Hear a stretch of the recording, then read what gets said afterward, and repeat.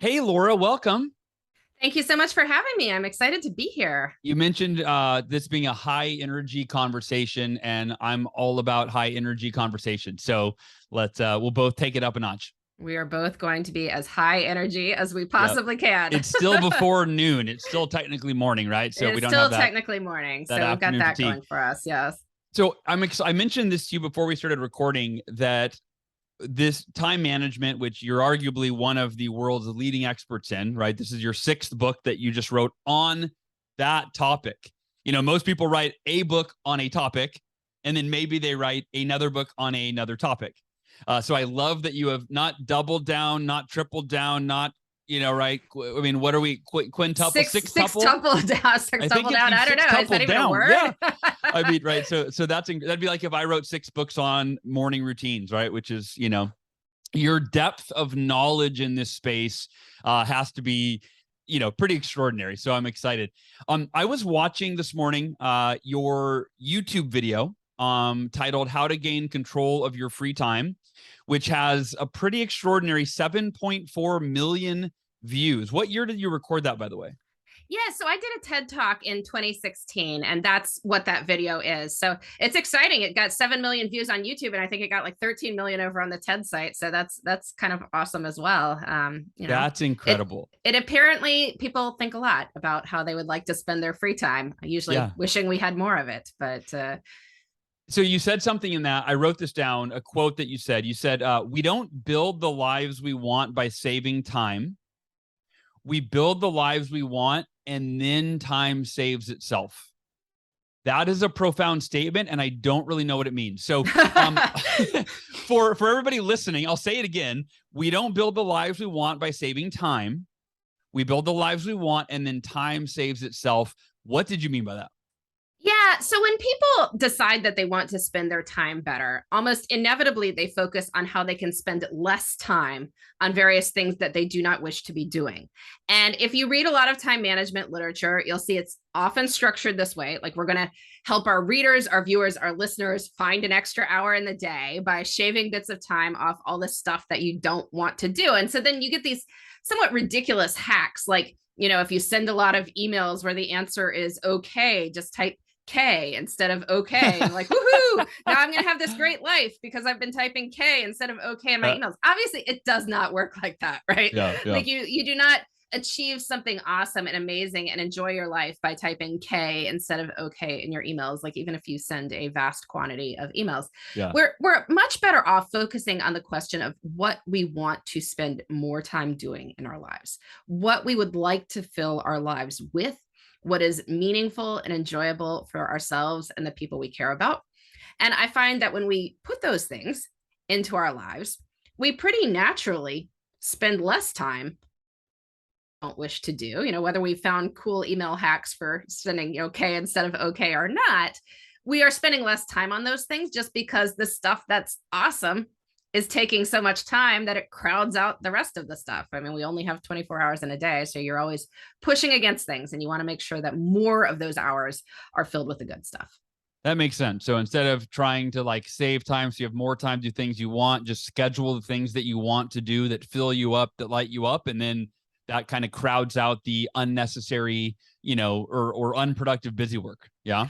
And we've all had that experience, right? Like when you're deeply involved in a work project, for instance, and you're very excited about it and you're feeling like, wow, I just keep making progress and this is great and I'm finding new things.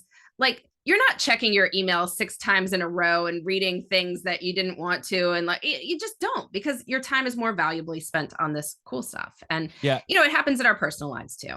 That is interesting. When you said that, a personal experience that I've had is, I don't know what the shift was, but some similar to what you're talking about years ago. I just I'm always behind on emails now. I'm always behind on emails, right? And I have like 3 of my inboxes are managed by other people, and I can't even keep up with my inbox. Like those inboxes are great. My executive assistant, she handles she's inbox 0 daily. I'm not, and I got it. It used to like irk me and make me feel inadequate or incomplete, and then I just got to where it's like, if I don't answer all my emails, I'm at peace with that. And if something's crucial, that person will email me again. And I often tell people when I'm like, hey, by the way, you're never bothering me. Feel free to email me repeatedly until I respond, you know? But it's just that less important activity but I'm making sure that the exercise is done every day. And, the most important things moving towards my goals. I heard in one of your interviews, one of your videos I saw that you were once late to your own speech on time management. Is that a true story? It is totally true. And not only did it happen that time that I was talking about in the video, it happened recently, like 2 months ago. And it's always a little bit awkward as you are being introduced as the time management expert and you are racing in disheveled and 5 minutes late. Yeah. But you can't control everything in life. You can control some things in life. You can control a great many things. But I think what many of us have discovered, and this is actually an important aspect of time management, anyone can create a perfect schedule. Where you really show your time management, that you are an expert here is if you are able to create a resilient schedule where the vast majority of things keep happening even when life doesn't go as planned. And I will admit it's been funny and slightly ironic to be 5 minutes late to a time management speech, but I do work to try to figure out, well, if something is going to go wrong, what is my backup plan? And this, when you're traveling for speeches, you can't control all the airlines, you can't control the weather, you can't control all this, but you control what you can. Yeah. Yeah. No, totally true. So let's start with the problems, right? In terms of what are the problems with how people spend their time? Why do people struggle? Why do people feel overwhelmed? Why do they feel busy? What are the problems that we got to figure out how to solve? Well, I wish it were just as simple as like we get too many emails. I mean, that would be awesome if that was the problem and then we could solve that. Yeah. But I think the biggest problem is more general, which is that people spend time mindlessly. Like we don't think about how we intend to spend our time. And the nature of time is that it keeps passing even if you don't think about it. Like one way or the other, a week from now, this next week will be in the past. Like you could do nothing. You could plan to do nothing. You could just meander through life, fulfilling your biological needs and nothing else. And it will still pass. It's like all our money was burned at the end of every single day is basically how time works. And because of that, it is so hard to get a grip on it and to direct it where we wish to go. And again, some things we cannot control, but a good number of things we can when we get in the habit of designating a weekly planning time, thinking about what's most important to happen over the upcoming week, thinking when we, will do those things, thinking what logistical problems might arise in the course of doing those things, making a solution for those things and holding ourselves accountable for it. So yeah, I want to cover the 9, or at least as many as we can get to, the 9 ways to calm the chaos and make time for what matters. That's the subtitle of your new book.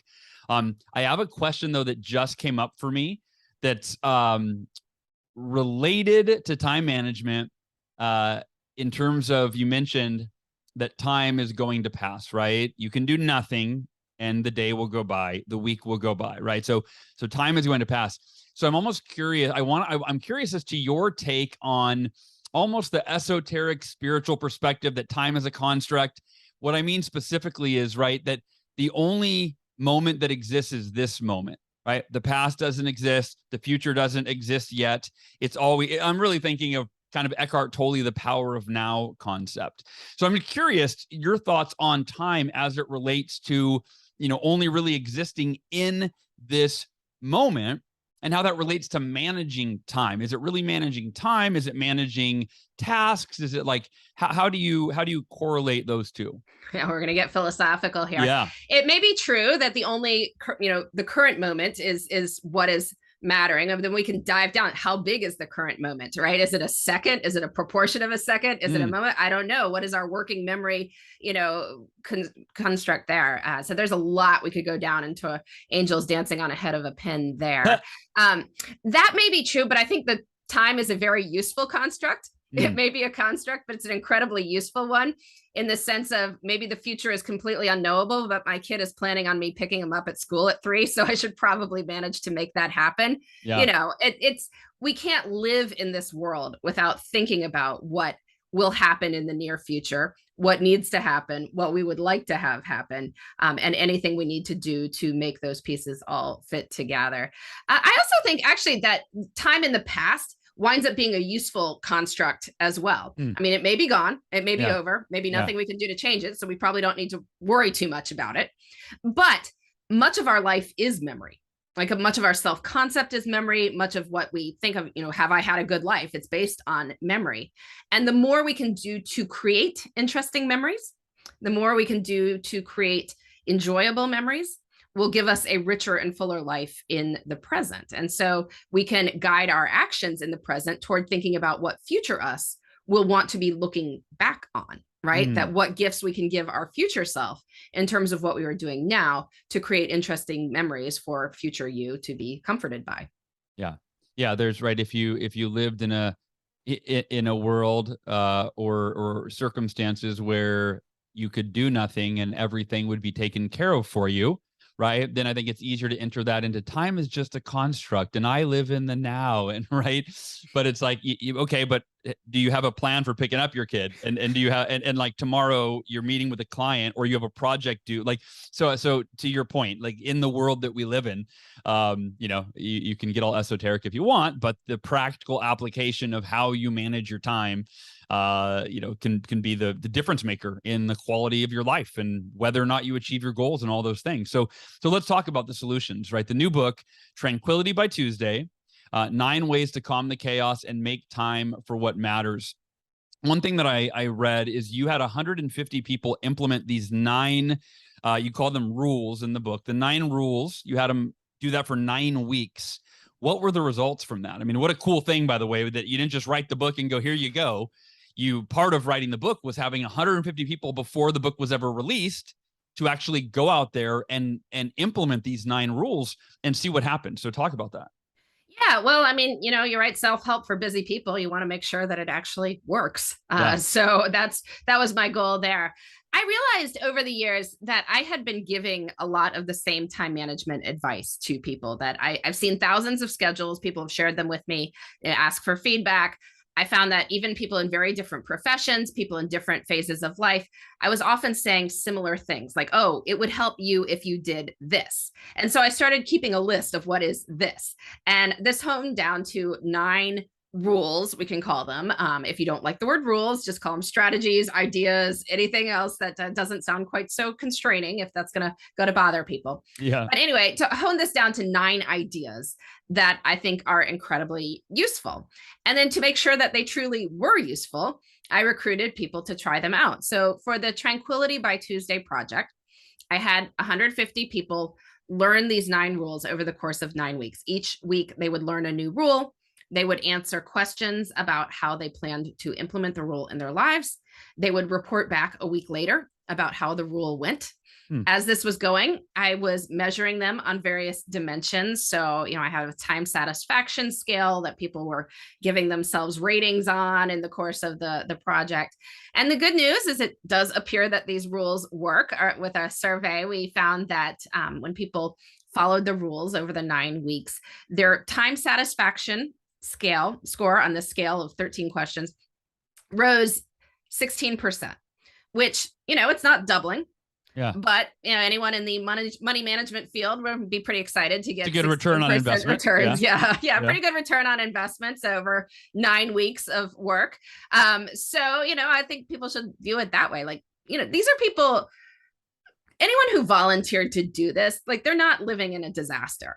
Like the people who are interested in trying out rules like this, who want to see how it works in their life, they already have a lot of the good pieces of life in place, right? Like they're probably getting where they need to go at the right time. They're meeting their deadlines, their kids are getting picked up at 3 p.m. because they're not, convinced that now is all that matters. Like they are actually making life work. It's that they want to feel better about their time. Like they want to get that one extra edge that could, make them feel more like they are achieving their goals. And so that's where that 16% comes in, that people who even are doing a lot of really great stuff can take their lives to awesome. Yeah. Okay. And why explain the title, Tranquility by Tuesday. Where'd you come up with that? Why that title? Well, it really started with Tuesday. Because Tuesday is the most normal day of the week. Okay. Right. Like, so Monday's got its bad baggage, like Friday, like fun Friday, and the Yeah. weekends Yeah. are entirely different. So Tuesday is a very normal day. And as for the concept of tranquility, I was really trying to get at this sense that a lot of people have, that life is like complex. There's so many moving parts. It's almost like a three-ring circus, right? That you're managing all these pieces, and it feels complex and occasionally chaotic. And we want to feel good about our time. We want to feel good about our lives. Like, there are things that we are genuinely looking forward to, even in the midst of all that. So we want to achieve tranquility. Yeah. And we want to have it on Tuesday. Like, I don't want to, not looking forward to a vacation, not looking forward to a weekend. I mean, now, right? Like, now in our everyday lives. Yeah. Beautiful. So obviously you've got your TED Talk that has 7 million views, or 20 million views if you include both sites, right? Yeah. You're like, I was counting for a while. What'd you say? I was counting for a while, like, woo, let me see. Yeah, no, that's off the charts. Actually, before we get into this, let me ask you, your TED Talk, specifically, how to gain control of your free time. What was the premise of that message, and how has it evolved into this new, now that you've also written 5? I mean, that's actually I guess that's a bigger question, is between your TED Talk and the 5 books you've written on time management. What were the premise of those, and then how has it evolved to this new book? Yeah, well, this is always the challenge, right? I want to continue to say something new. Sure. And we are always just dissecting the 24 hours of a day, the 168 hours of a week. And so we're trying to come up with a new angle, like some different way to think about time. And so, the good news is that I think, because time is the building blocks of our lives, there is always something new to say about it. There's always some way we can think about how to spend our time differently, some goal we are trying to achieving. And so, I've looked at different things. I've looked at mornings. I looked at how, in particular, professional women who are raising children at the same time, how they spent their time, because I know there's a lot of sort of cultural narratives about that. And I wanted to counter some of those. I wrote a book called 168 Hours, which was looking at thinking of time in a week. Okay. Right? We often think of our lives in days, but we actually live our lives in weeks. And so we want to try and think of time as that. And so really, Tranquility by Tuesday is an extension of all of those, but a new way of, like, if I'm going to do some small things, if I want to adopt some new habits that would help me spend my life better, what would those be? Like, what specifically would those be? And what did it look like when other people adopted those habits? Because the bulk of the book is the people in my study talking about what impact these rules had on their lives. If they gave themselves a bedtime, what effect did that have on their energy and their motivation for all the things they had to do? If they started planning big and little adventures into their lives, what did that do in terms of how they thought of themselves and in terms of the memories they were making? Yeah, that makes sense. And it really is. I'm looking at this list, which you can see, I'm on your Amazon page, and you see all 9 of the habits are broken down. And that is actually the word, the title, 9 Ways to Calm the Chaos. It could be called 9 habits, right? So 9 rules, 9 habits, whatever resonates with somebody. Let's start with the first one I see here. Give yourself a bedtime. It says, go to sleep about the same time every night, unless you have a good reason not to. I'm a big proponent of that, right? I talk about that in the Miracle Morning, that, that consistency, it tells you're programming your nervous system to say, like, to always be tired at the same time. And the same thing with waking up at the same time. So talk about that habit of giving yourself a bedtime. Why is that beneficial? How should somebody implement it?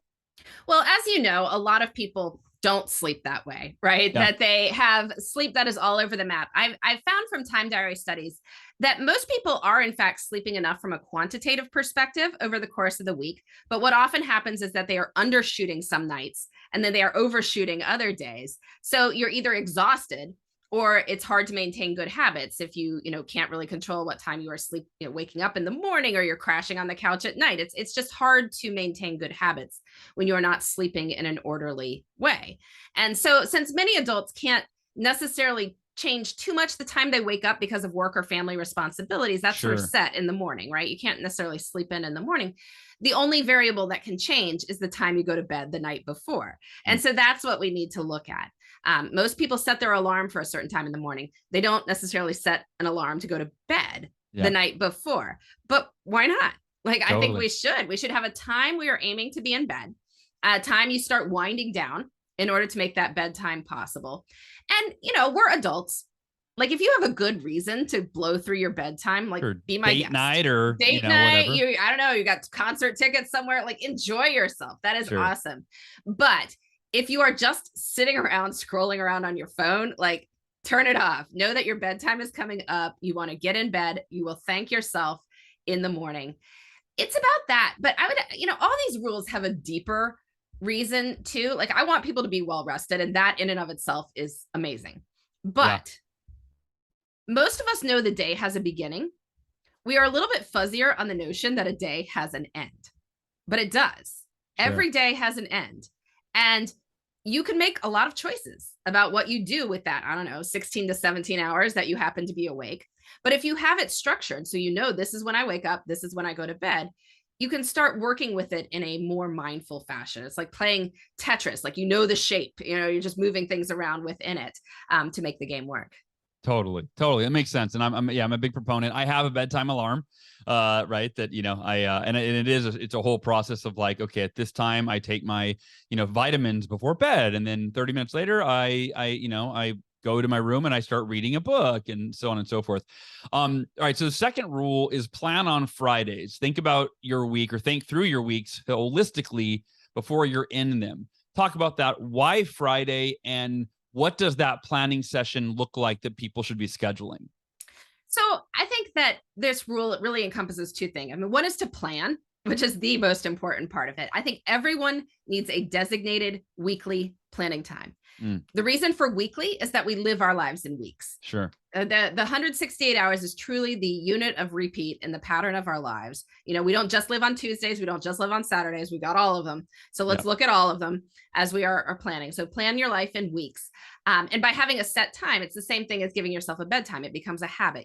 That on Fridays, I think about my life. I think about what I need to do, what I want to do, and I make it happen. As for Friday, there's a couple reasons for this. I mean, one, if you work sort of a Monday through Friday job, as Hmm. many people do, by Friday afternoon, the time is really, what an economist would call a low opportunity cost time. Like, most Mm, people are not saying, I am excited to make progress on my personal and professional priorities at 3 p.m. on Friday. Woohoo. yeah. Like, we just don't do that. We're sliding into the weekend. And so it's very easy to waste that time. But you might be willing to think about what future you should be doing. And by doing that, you can turn what would be wasted time into some of your most productive minutes of the week. It allows you to use Monday. Most people have more energy at the start of things than they Mm, do later on. And so if you wait to plan your weeks till Monday morning, which I know a lot of people do, it's really hard to use Monday then mm, with all of it available to you. Like, most things won't start until later in the day, Monday. And if Friday is a lost cause, we only have 3 real work days then. yeah. So you want to be able to use Monday. It's better than Sunday for the reason that if you need to make appointments or meetings or send emails, like, those are generally better received on Hmm. Friday than they are Sure. on Sunday night. And also, just, people who like their jobs can still on Sunday afternoon start feeling a little bit of trepidation about Monday morning, because all this stuff is waiting for you, but you don't know exactly what you're going to do, how you're going to deal with it. If you plan the upcoming week on Friday, you can relax because Yeah. there's a plan for Monday morning. That's a great point. It does give you that. Oh, I can relax over the weekend. I don't even have to think about work because on Friday I already planned what's going to happen this week, right? I think that's great. When you mentioned Friday at 3 p.m. Is that typically, do you do Friday afternoon, Friday morning? Do you have a preference? I think for many people, Friday afternoon is a good time just because it tends to be less scheduled.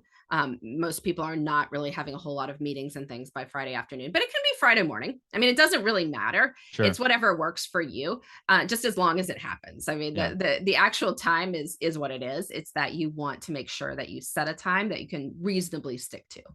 Yeah, I personally, I'm just thinking here out loud, I would probably choose Friday morning just for people listening to consider. And the reason is, first of all, I'm brain dead in the afternoon, right? Like I always joke, miracle morning, mediocre evening, or whatever. Right. So in the morning, I've got more mental clarity.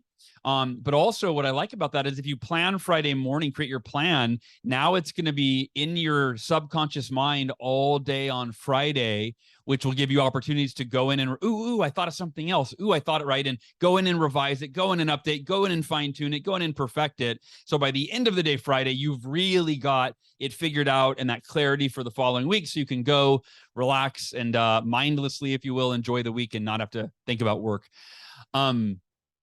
The third rule that you have is move by 3 p.m. You said do some form of physical activity for 10 minutes in the first half of every day. Now, I would argue do this move by 8 a.m. Like that'd be my recommendation. But You talk are the about this morning rule. person. Yes.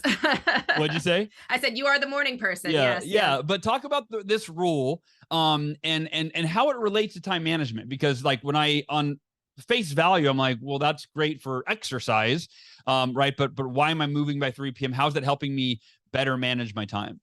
Yeah, well, I'm with you. I think morning exercising is awesome. It's a great way to start your day. And I know a lot of your listeners probably have incredible morning routines that involve wonderful amounts of exercise, and that is great. That may be intimidating to a certain number of people who are just discovering this idea of thinking about how to spend their lives.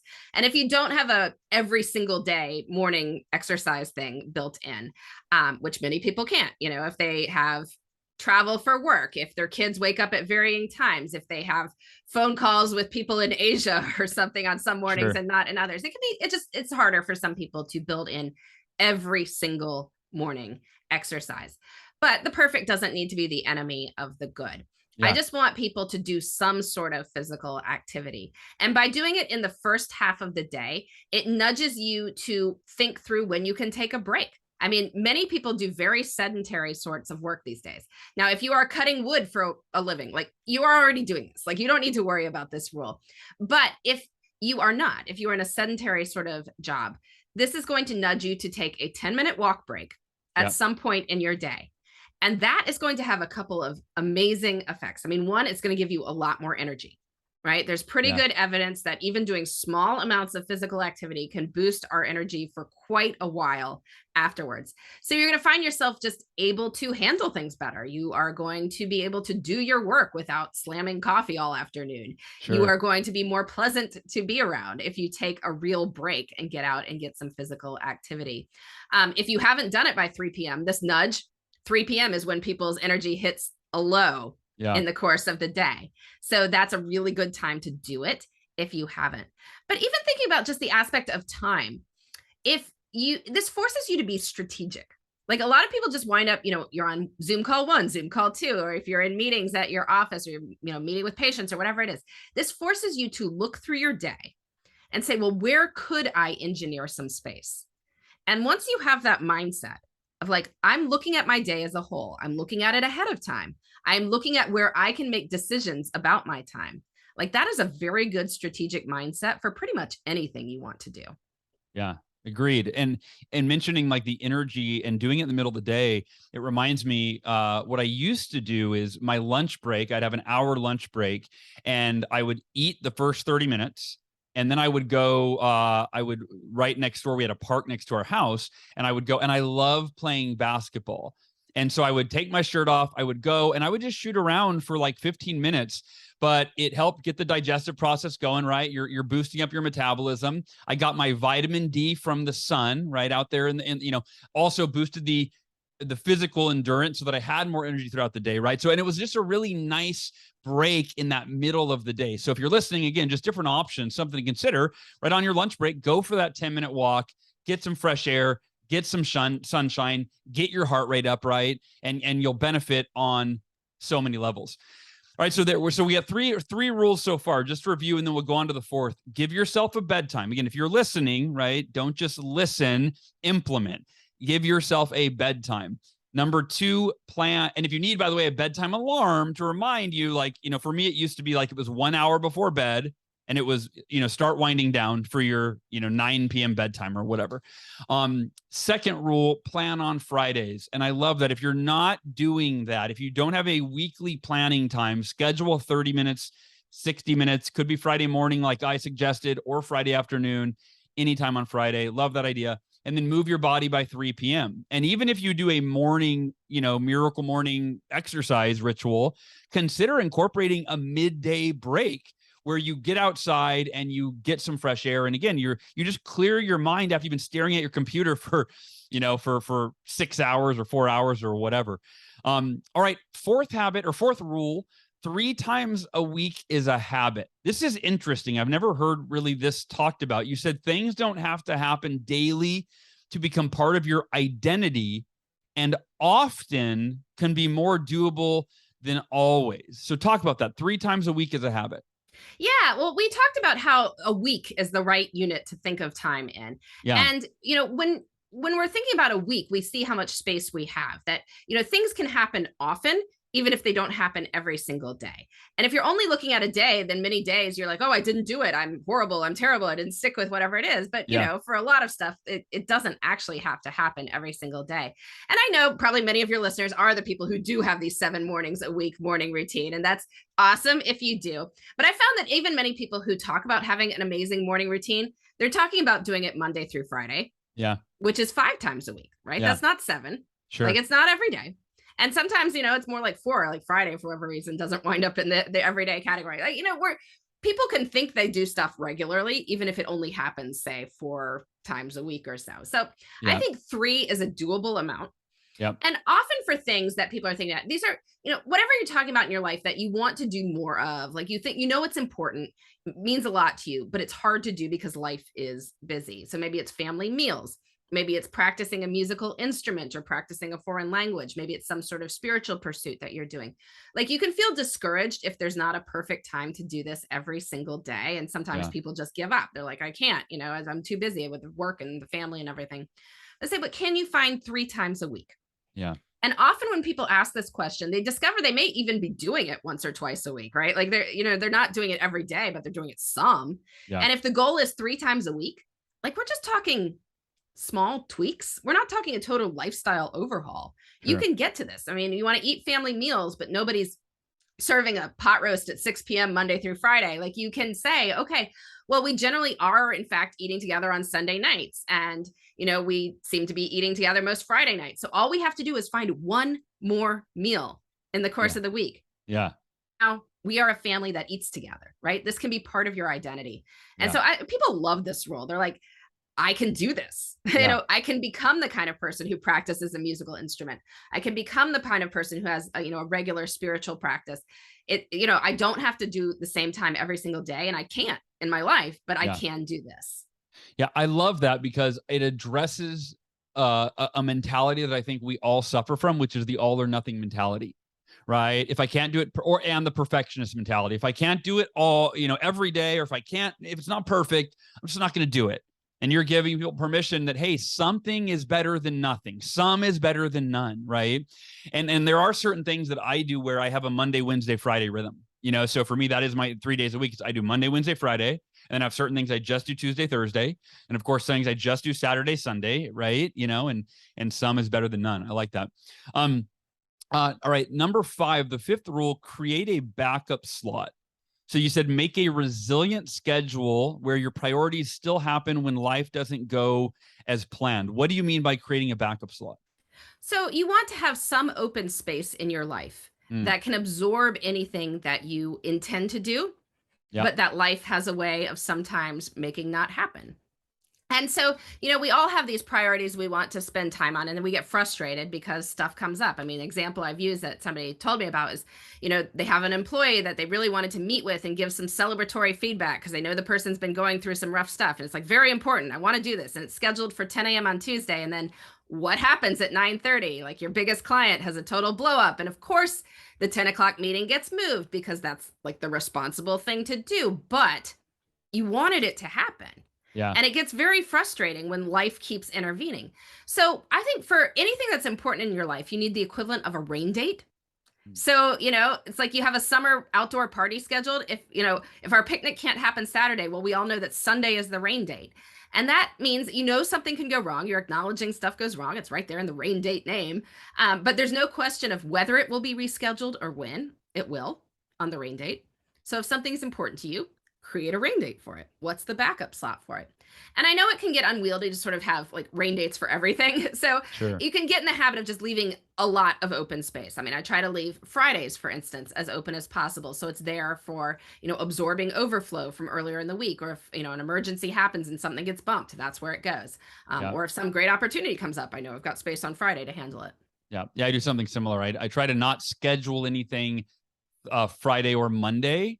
And I know, so for some people, you can't do that, right? But maybe you can only schedule, on Friday and Monday, you don't schedule anything in the afternoon, right? Or, or you just don't schedule Friday afternoon something.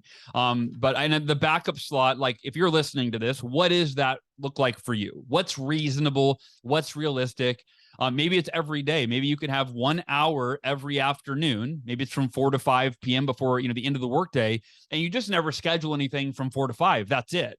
But that gives you a 1 hour backup slot every single workday where you can, adjust things or put a spot, move a call that didn't happen earlier that got pushed away, that kind of thing. So I love the backup slot strategy. The sixth rule, this is one to me that is what leads to fulfillment. One big adventure, one little adventure. So you say each week do at least 2 things that will be worth remembering. Can you give me some real life examples, either from you or from the 150 people that took these 9 rules and implemented them, and what that looks like? Yeah, I mean, I always say I don't have a favorite rule, but this may be the rule that the other rules are jealous of. So, All right. yeah, we want to plan little adventures into. I love routines. Routines are great, but we want to have at least some things that are out of the ordinary, so that we remember where our time is going.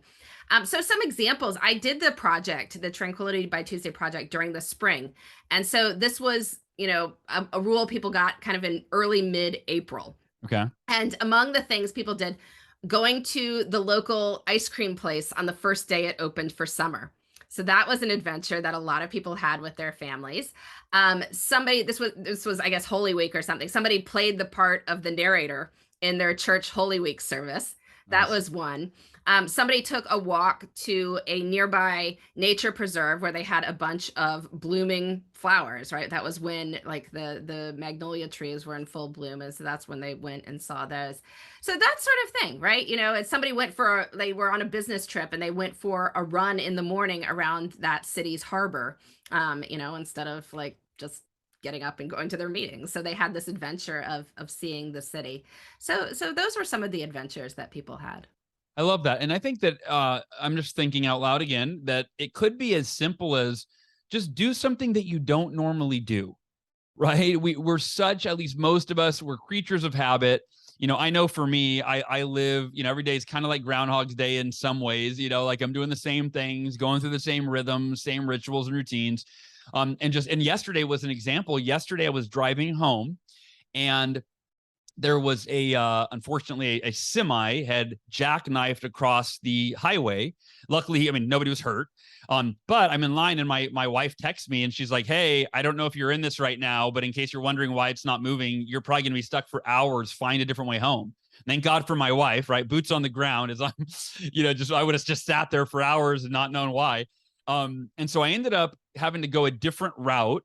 It was a long way around. And I'm like, oh, since I'm going this way, I never drive this way. I stopped at Lowe's, which I never normally like doing errands, but I picked up something. I stopped at Michael's. I got my wife some knitting needles. I've heard her talking about wanting to start knitting. So, right. And then, and then I ended up where else did I go? I went to this sandwich shop that I've driven by every once in a while, but I'm never like have time. So I got but it was, what's amazing about it is that like these are super simple. These aren't even adventures, right?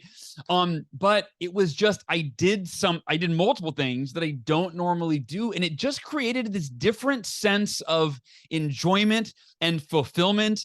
I just connecting with people in the sandwich shop. I drive by here. I am so sorry it's taken me a year to come in, but like I'm so excited. I've heard your sandwiches are amazing, and it was, and then I was early to pick my kids up from school, which was I talked to some parents, so like just the adventure could be as simple as doing something you enjoy or doing something that you don't normally do, right? Mixing that up a little bit. All right. So just reviewing those three, it's the 3 times a week habit, or 3 times a week is a habit. You don't have to do something every day for it to become part of your identity, but you can do it just 3 times a week. And 3 times a week makes it a habit for you. Create a backup slot. I love this, right? A resilient schedule is where you've got time built in to it's like the net that catches the missed appointments or the extra work that you didn't quite get done that you needed to get done. And then number 6, one big adventure, one little adventure each week. Do at least 2 things that will be worth remembering. All right, we got time. Let's do these last 3. Take one night for you. So the 7th rule, take one night for you, commit to an activity you love that is separate from work and household responsibilities. Talk about that one. Yeah, this is advice I've been giving over and over to busy people who are feeling like, I've got good things. I've got a great job. I've got a loving family. Why does my life feel like such a slog? It's like you need a hobby. And Okay. not just like a hobby that, okay, I can, go fiddle around with stuff at night, whatever. Like you need something that involves a commitment Yep. to doing something Yep. at a certain time every week so that you do it. Right. Yep. So that you are playing in a softball league, you are singing in a choir, you are volunteering somewhere as a regular shift, but somewhere where your, absence would be noticed, so that you will do it. Yep. Like you will do it even when life is busy. You will figure out the childcare or other logistics you need to do, and you will get there. Yeah. And, I have to do a lot of convincing for busy people that this is what they need to do. I couldn't possibly do this. I couldn't do that. Yes, you can. Yeah. I've talked to many busy people who are busier than you are, and they are figuring out a way to make it work, just because it is life transforming when you do that. Suddenly, for a couple hours a week, you are doing something that is not work, something that is not taking care of your family. It is just for you, that you find enjoyable, and that can change your entire perspective on the rest of your time. Yeah. Yeah. And it gives you look forward to it all week. You look For forward all me, week. and I actually did a kind of a hybrid where I included it became partially a family thing. About 3 or 4 months ago, I signed my 10-year-old son and I up for Muay Thai. Okay. And I think I say that my daughter always says I mispronounce Muay, but Muay Thai, I don't know. Something Muay like Thai. that. Yes. Anyway, I'll butcher every it time too. she So corrects yes, I me. know. Yeah. Yeah. So it's every Tuesday, Thursday. And I love what you said. Sign up for it. Right. Because Make here's it the thing. happen. Yeah. I don't feel like going almost every time. Because it just be easier to stay home, right? Like, yes, I enjoy it. Yes, it's fun, but it's difficult. It's exhausting, right? But it's one of those things where, it's been said, like, nobody likes going to the gym, but everybody loves the feeling of having gone to the gym, right? Like, I don't like going to Muay Thai. I love that I went to Muay Thai every single time. And the same with my son, but we're both signed up. So every Tuesday and Thursday, his class is 5:45 to 6:30, and I sit there and watch him. And then mine's right at 6:30, and he sits and eats his dinner that his mom, my wife packed him. And but I love it. And signing up for it is so important, because you need that commitment and you need that accountability, even if it's a hobby, and sometimes especially if it's a hobby, because you're like, well, this doesn't pay the bills, so I don't really need to do it. And if you didn't sign up, well, nobody's going to notice that I'm not there. And so I love those nuances that you shared in taking one night for you. Rule number 8, batch the little things. You said keep most of your schedule clear from unimportant tasks. Expand on that. Yeah, so we can wind up with a lot of small tasks in our lives that, you can be a champion outsourcer, and yet you still wind up with these tasks that you have to do, whether it's, responding to a non-urgent message, or signing a permission slip, or, booking a ticket for something, or, all these, paying a bill, these different things that you can wind up that you need to do. And I find that, they can weigh on people. They're like, oh, I have so much stuff to do. And then you feel like, you're put upon and all this. And it's like, but the more insidious problem is you might be working on, something really important. You're really getting into the project that you're working on. And then you're like, oh, I've got to go buy that birthday present on Amazon. And then you distract yourself from it. And next thing you know, you're doing a million other things. So create a small window of time to do all these small tasks, all these non-urgent, non-important tasks, ideally during a time when you are not high energy. So mid-afternoon would be good for many Yeah. people. Create a small window for doing these things. It'll force some efficiencies, but then it's not an option the rest of the time. So you are free to focus on your deeper Mm, work or to relax, right? Like, we can do this on weekends too. Say, okay, I'm going to do my chores from 10 to 12 on Saturday. yeah. If it doesn't happen during that time, it probably wasn't the most urgent thing. But you find yourself looking at a dirty floor at some other point, you're like, no, no, there is a time for that. Yeah. The time is 10 to noon on Saturday. And if it's Yeah. not that time, I am allowed to relax. So are you a big fan of time batching and having your schedule like from this time to this time on, Mondays I do this, and then from this time to this time I typically do this, and then like that's how I operate. If I don't have my, for me the rhythm of like, oh, it's 9 a.m. I know that that's when I do this thing. And I love that before you answer that, just what you just shared in terms of the batching of the little things, the busy work.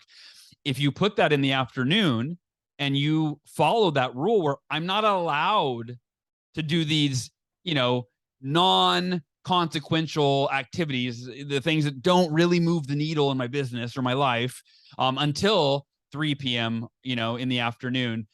Yeah, I love it. It takes away it takes it off your mind space, right? Like it removes it from over your brain. But also I love that it takes away your ability to use it as an excuse to not do the things that really matter, which Yeah, is and what we do. which is, we do that to ourselves. Like we get interrupted by a million things in life, but sometimes we are interrupting ourselves.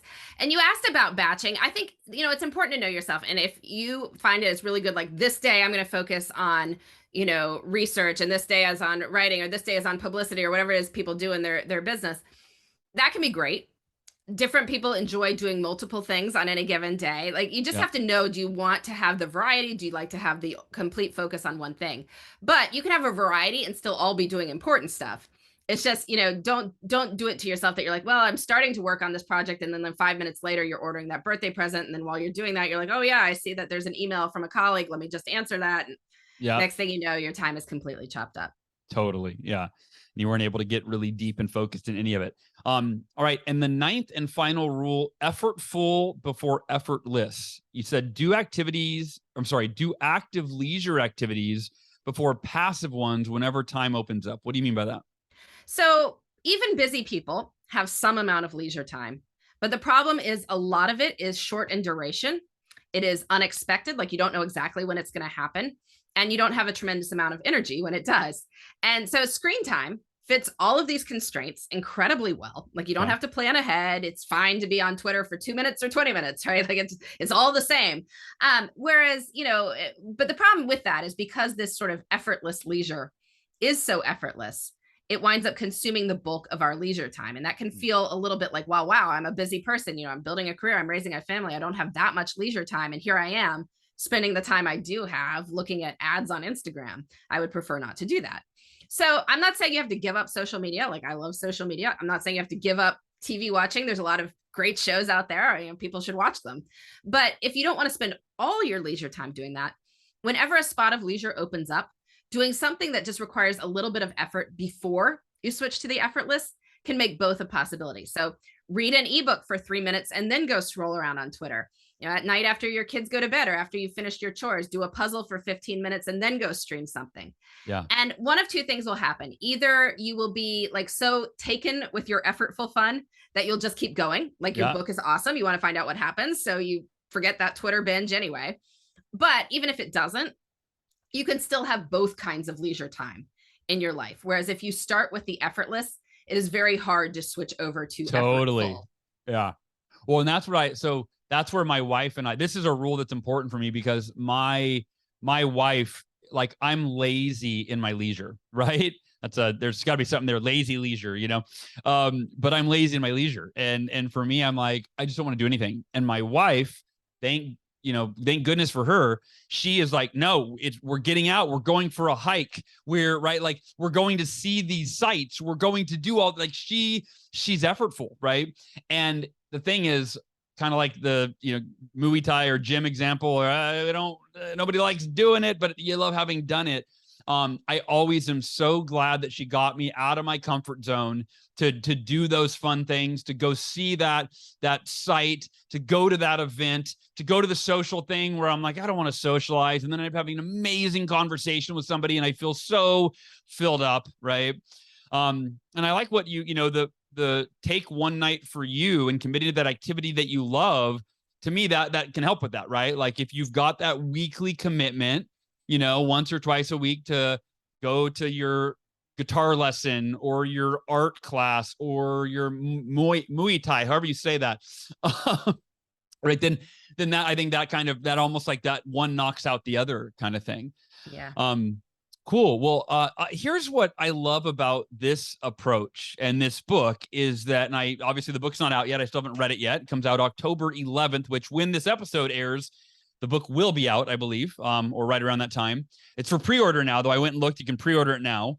And again, for anybody listening, the book is Tranquility by Tuesday, 9 Ways to Calm the Chaos and Make Time for What Matters. Laura, what I love about these 9 rules is that to me, it's a very holistic approach to not managing your time, but optimizing your time.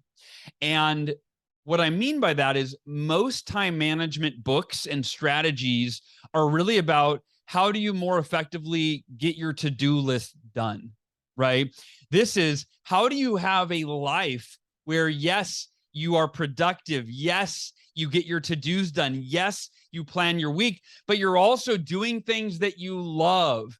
You're having adventures. You're effortful leisure, right? Like one night a week for yourself. I mean, to me, this is this really holistic approach to optimizing your time in a way where you're going to feel not just like I got my to-do list done, but like I lived a great life this week, right? I'm living a great life. That is the goal. I hope that's what people will take away from this book and from these rules. Awesome. Well, anything else to share? Any last thoughts before we wrap it up? Yeah, well, thank you so much for having me. And yeah, I hope your listeners can come visit me at my website, lauravanderkam.com. I talk about these topics there frequently, and you can learn more about the books, podcasts, and all those good things. Yeah, lauravanderkam.com. And again, Goal Achievers, the new book, which you should definitely check out, Tranquility by Tuesday, 9 Ways to Calm the Chaos and Make Time for What Matters. And that is from Laura Vanderkam, who, again, this is her 6th book on time management, right? And every time you write a book, you get better and better and better and better. And her first book was a great book on time management. So I would imagine, in fact, Laura, I didn't tell you that, but when I was writing The Miracle Morning and doing research, I came across what the most successful people do before breakfast. So your book, actually, I have to thank you. It informed my knowledge of morning rituals and morning routines and, played a part in the Miracle Morning. So thank you for that. Thank you. Well, I appreciate that. That's awesome. All right. Well, it's such a pleasure to talk with you. And again, Goal Achievers, the new book is Tranquility by Tuesday, available where books are sold. I love you all so much, and I will talk to y'all next week.